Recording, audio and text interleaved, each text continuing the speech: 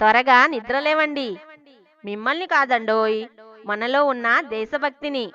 ఈరోజు మనలో ఉన్న దేశభక్తి పాన్ ఇండియా యాక్టర్స్ అందరికీ పోటీగా తన విశ్వరూపం చూపించి అన్ని రికార్డ్స్ బద్దలు చేసి నంబర్ 1 పొజిషన్లో ఆస్కార్ అందుకుంటుందండోయ్.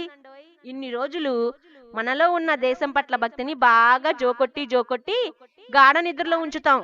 కానీ ఇక దేశభక్తిని నిద్రలేపే టైం వచ్చింది.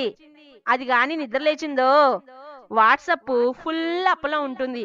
ఇన్స్టాగ్రాము గ్రాముల్లో కాకుండా కింటాలలో పెరిగిపోతుంది. ఇక ఫేస్బుక్ అయితే చెప్పనవసరం లేదు. ముందు దేశభక్తి తర్వాతే నేనని ఫేస్ అంతా మేకప్ పులుంకొని ప్రపంచమంతా తిరుగుతుంది.